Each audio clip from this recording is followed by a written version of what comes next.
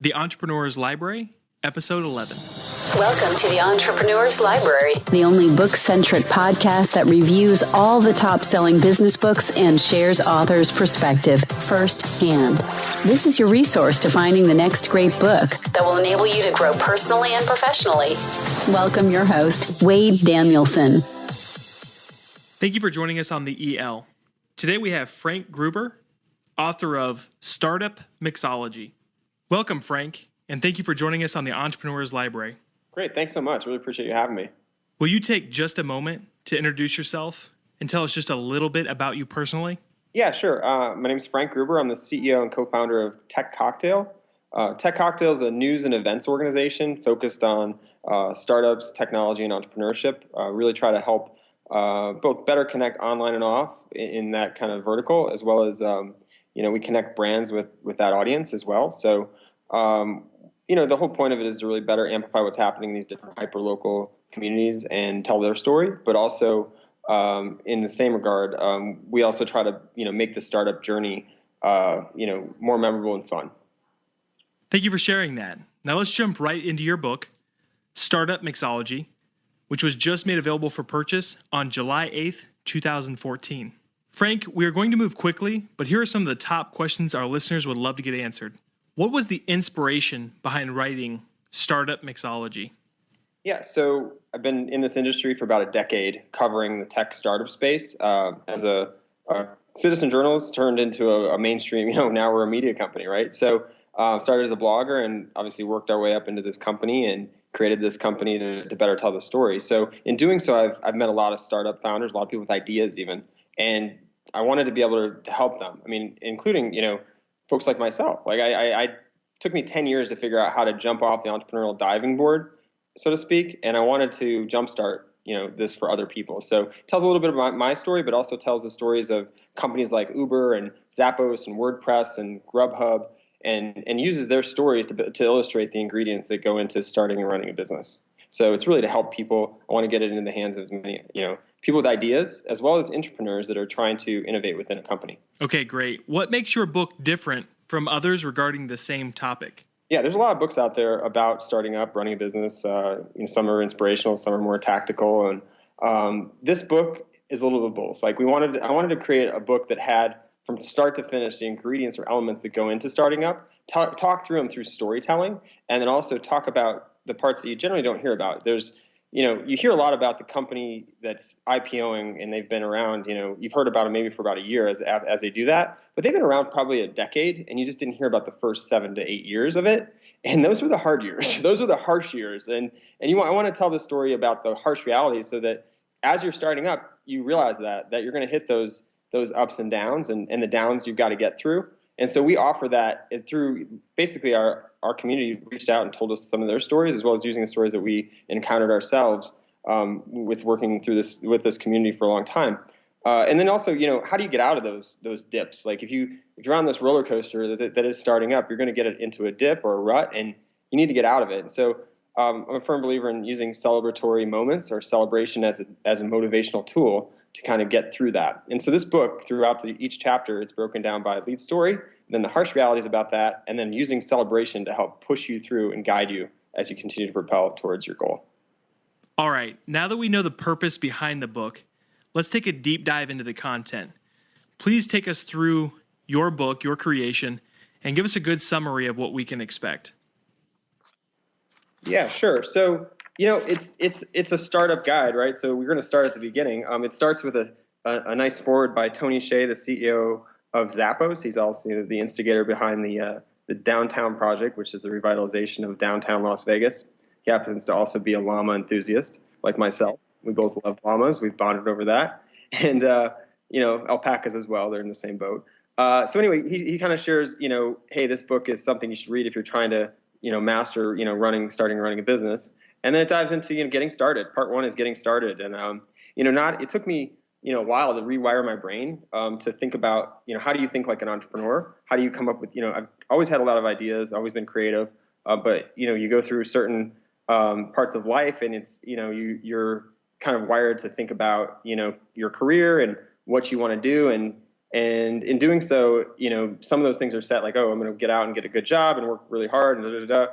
Well, it took me a while to kind of think about problems and trying to solve them. So finally figured out how to think like an entrepreneur and started building products and getting them out there and turning those ideas into action. And that's what this first part of the book is about. So the first 4 chapters are, about thinking like an entrepreneur, coming up with ideas and turning those into action. And then how do you formulate a company? And you got to kind of do that formulation or formation at the beginning rather than later. So, getting all your documentation in place, all your business documents, everything kind of filed and ready to go, both on the accounting and legal side, so that you can move forward. And a lot of people forget to do that right away, and it can come back and really get you later. The costs go up when you wait. So that's part 1, and it talks you through all those different steps. Part 2 is about products. So like we're taking the focus of trying to launch a product, whether it be a hardware or maybe it's a web or mobile product. And so you got to kind of start with coming up with a product market fit. So you take that idea, try to get something really simple out there, like a minimal viable product, and then you've got to launch that to your audience. Whether it be, you could start with a simple launch with a small group of really enthusiastic people, and then build from there. There's platforms that are out there now, like Kickstarter and Indiegogo, that help make hardware product launches really easy, and you can almost even pre-order before you even have a product. So it talks through that, and then how do you measure success? What's success? So talking through the metric side of the product, and I think a lot of people forget about that aspect. Maybe their success metrics are, maybe a little slightly skewed based off of, oh, we got great press or whatever, but you really need to think about what is actually going to build a business. And so that's where that chapter is kind of really crucial. It talks about some of the stories there. I think the lead story in that chapter is about Uber and how they leverage metrics. And Uber's done really well and grown really quickly. So that moves us into part 3, which is about team and people. Team is crucial with starting and running a business. Yeah, you can start with a couple people, but eventually you're going to need more. And that first set of team members are crucial to the heartbeat of your company. And so it talks about how to find those people, what you should be looking for. The term stem cells is kind of one that's been used in the book. And it comes from Eric Lunt, who's the co-founder of FeedBurner and now BrightTag, which just rebranded to Signal out in Chicago. Anyway, he was their CTO and is their CTO. And so talking about how do you find those people, how do you attract talent, and then also those people are going to influence your culture, right? Those folks are going to be the first part. And as you continue to add people, it's going to continue to water down the culture that you had or shape the culture that you're creating. And so that's super important. It's got that whole chapter is, really resonates for us at Tech Cocktail. We try to really focus on culture, and we are based in Las Vegas, which is where Tony Hsieh's Zappos headquarters is, and he's big on culture. And so we're definitely focused a lot on culture. Our core values are in that chapter, and trying to help other companies figure out what that looks like. And early on, it probably doesn't sound like something you should do. Like, oh, it seems like maybe that's a waste. But culture is really everything when it comes to building a team that can really execute and make sure that everyone continues to kind of move ahead. Continuing along in that chapter, there's a chapter on celebration. And a lot of people might think, oh, celebration, that's just clanking glasses and having a good time. And yeah, maybe that's part of it. Maybe that's a small celebratory moment that you create for something to help the team, commemorate something that's happened. But this is a little bigger. It's like literally coming up with these celebratory moments that should be instilled into everything you're doing so that you have momentum and you continue to use these as momentum events to propel you to the next level. And so creating that, and it goes hand in hand with culture. You need to be able to take a moment to acknowledge the fact that something happened. And in doing so, in startup land or even in business, it's super important because otherwise it's just an ebb and flow of up and down, and you never get a chance to breathe. And so this is that opportunity to take a moment and say, yeah, we did good here, or maybe we didn't do good, but at least we acknowledge that this happened, and we can continue to move ahead. And then in that same regard, we're talking more about people, and it's relationships. Relationships are huge, within business, and so I think the chapter on relationships really is important in that, you never know where anyone's going to end up, and you could interact with people that could be the next whatever. So my biggest thing there and takeaway is that you need to really, treat everyone equally. Some folks maybe might see an intern or somebody that's not at the same level and talk down and be not as sincere with them. And I think it's important to realize that person could end up being the next Mark Zuckerberg or whatever. So I think it's super important to understand that and treat everyone with respect all along the way. And I think it's something that sometimes people forget. So then we move on to sales and marketing, because you actually need to, part 4 is sales and marketing. And so one chapter on marketing, one chapter on sales. They kind of go hand in hand. And, a lot of people forget that at the end of the day, you've got to make money. So to be successful, even if you raised a ton of funding or whatever, you still have to figure out a way to make this successful through basically selling stuff, whatever that is. So figuring out your marketing and sales is super important. And those 2 chapters talk about that. The lead story and the marketing is kind of interesting. It's actually more of a brick and mortar business, but they take a very tech startup-y focus to the way that they approach their business. They're Sweet Green. They're based out in DC, and they just raised a little bit of funding. But long story short, they started as a simple salad, restaurant for lunch and everything else, and have built a platform and used some interesting marketing tactics to get it out there. And then sales in general, talks about how to you got to figure out, there's a couple different strategies for sales and figuring out what makes the most sense for you, and talking through the different options and setting that up. Part 5 is about money. It's about bootstrapping and funding. As you continue to run your business, you can bootstrap. We bootstrapped for 7 years. It was really hard. We didn't pay ourselves for a long time. We just paid rent and covered our expenses. And you can go pretty far with that. I'd say 7 years. The first couple, 2 or 3 were really, Tech Cocktail as a passion project. And then when we started taking it on full time, that's when it got a little bit more tight, and we had to really buckle down and just pay for something else versus pay for employees over ourselves to continue to build this company. And that's when you know that you really love what you're doing. When you're not able to do what you're cutting out vacation time, you're not going to family things, you're doing nothing but hustling your butt off to get this going. And so that chapter 14 is near and dear to my heart, because that's what we've done to build this company. And then 15, we actually did raise funding last year. So talking about the different aspects there, and it's not both are viable options. It depends on your business, what your goals are. So talks through the different aspects there, but there's other great books that talk about those as well. So we reference some of those as well. So it'll guide you along the way. And, this is a great starting point for anyone who's looking to figure out how to do this stuff. Okay. And then part 6 is actually growth and change.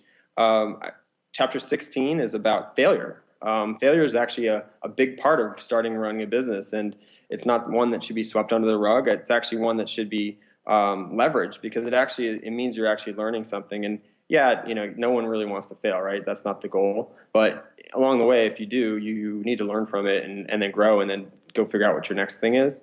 And so that's an important one. I think it's one that strikes close to home as well, because there's been a lot of folks that attach their company to their business lately, a lot more than they should, and realizing that if the company doesn't make it, that's not you. Like, that's the company, and you're going to be fine, and you can go figure out your next big thing, and you need to move on from that. And so that's an important message, and you're even seeing to the point where some folks have taken their lives over their six or their failures, and it's not necessarily obviously that's not something we want. We want to continue. If these folks are really smart, we need them to continue to strive. And I think managing expectations there is super important, and that's why this chapter is in the book. I mean, I want to make sure that people that are out there starting up understand that, and they understand the harsh realities of starting up, and failure is a big part of that. And you can use celebration to kind of help motivate you through that and move on to the next thing. So one thing would be like having a celebratory moment around your failure, even though it's hard. It could be, in Boulder, they do startup funerals or wakes. They do that in other places too. So it seems trivial, but it's super important. 17 is the final chapter. It's about success. And so it covers, what does success look like? How do you scale? It talks a lot about the lead story in that chapter is actually WordPress's story. So Matt Mullenweg talking about how he started it, and how he was able to scale it, and how they've been able to grow, and talking about some of the harsh realities in that, and how do you continue to grow past that? Like, what are the next steps, and is there an exit, or is there an IPO? What's success for you, and figuring that out ahead of time so that you can kind of plot your path as you continue to move ahead.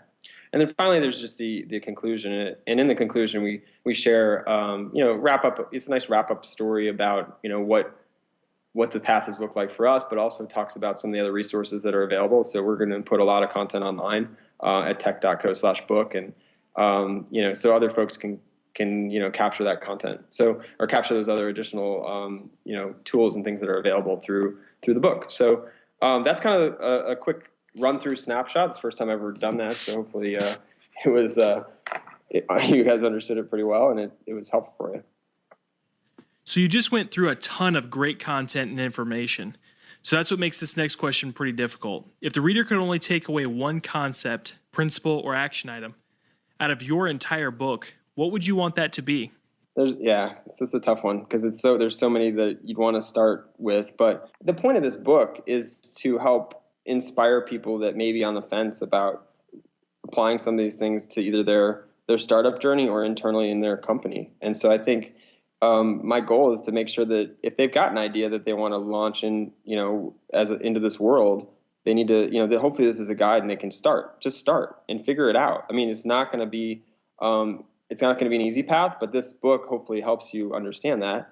And I think that's the big thing with this book is like, it should be a great starting point for anybody that has an idea, and everyone, doesn't know where to start or maybe is afraid to. It took me a long time to get the courage to do it full time. I mean, I was doing a lot of things on the side, but eventually you have to dive in head first. And I hope this book helps other people do that. It doesn't have to be a startup. It could also be internally, like launching, things within a big company is sometimes very similar to launching a startup into the world. And so, working within a big organization or, is part of that too. So figuring out how to apply some of these things to start your startup internally as an entrepreneur is part of that as well.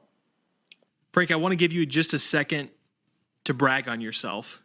What is your favorite quote out of your book? Good question. Never been asked that one before. Let me think about that for 1 second.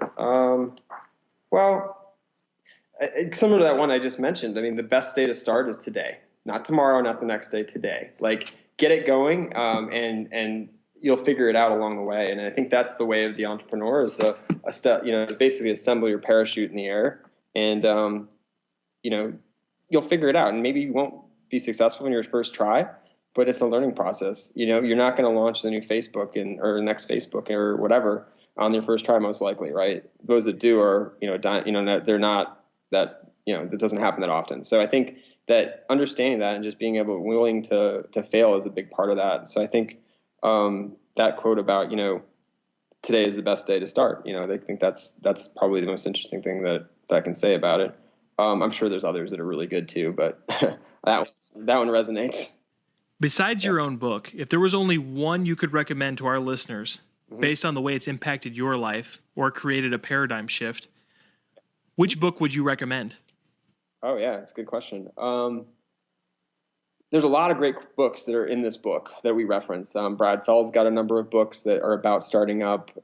There's, Eric Ries, his lean startup principles, and are in the book and referenced in the book, as well as some other folks that are, in similar fashion talked about. The one that sticks out is not actually a startup book at all. It's more about how to manage relationships. And I think relationships are a big part of business and probably not looked at the same way when I'm just going to manage relationships. I think Dale Carnegie's How to Win Friends and Influence People was written in like the 20s or something. And it hasn't really gone out. It's still got a shelf life. It's amazing. Pretty simple principles and it goes back to what I mentioned earlier, is about how to, in the relationships chapter, how to treat people, how to actually understand other people's perspectives and try to view the world from their lens. And once you do, you'll go a lot further, rather than, looking about everything from your lens. Look at it from other people's lens. Yeah. So the person that recommended that book was this guy named Robin Bradbury. He's a friend of mine from Jacksonville, and he bought me the book years ago, and I read it and was like, wow, how did I not read this in school or something? This should have been like the first book they give you the minute you get to like high school or something. I don't know.